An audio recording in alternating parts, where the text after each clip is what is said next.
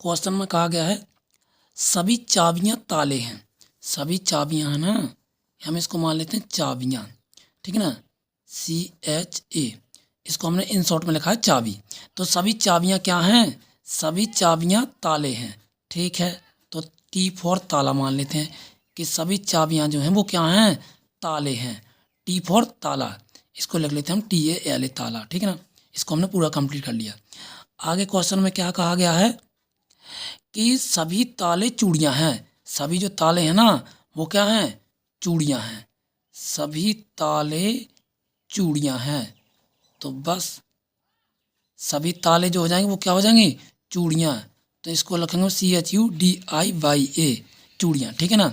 आप in short में भी लिख सकते हैं, ठीक है ना। मैंने इसको पूरा कंप्लीट में लिखा है, बाकी आप इन शॉर्ट में लिख सकते इसे।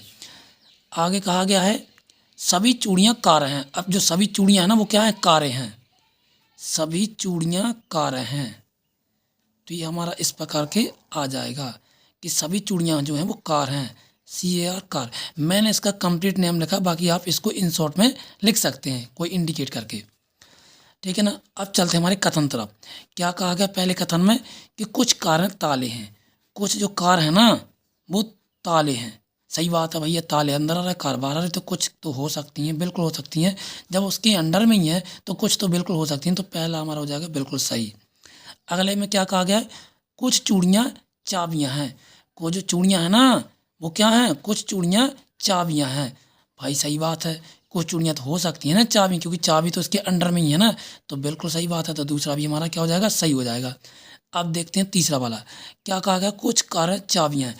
कुछ जो कारें हैं ना वो क्या है? चाबियां हैं, ठीक है ना। बिल्कुल हो सकती हैं, क्योंकि कार के अंडर में ही तो सारी चाबियां हैं, तो कुछ तो जरूर हो सकती हैं। जब सब कुछ है तो कुछ तो बिल्कुल हो जाएंगी। तो तीसरा भी इसका सही आंसर हो जाएगा। यानी पहला दूसरा तीनों ही अनुसरण कर रहे हैं। देखते हैं इसमें क्या क्या दे रखा है।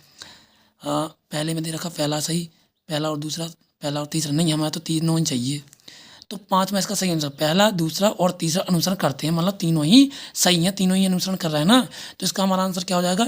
17th का 5th वाला। तो देखते हैं आंसर की तरफ। 17th का 5th, 17th का 5th है। 17th का हमारा आ जाएगा, हाँ सही बात है, 17 का 50 हो जाएगा। क्यों? क्योंकि तीनों जो है वो अनुसरण कर रहे हैं। ये हमारे SBI क्लर्क में पूछा गया था पिछले साल।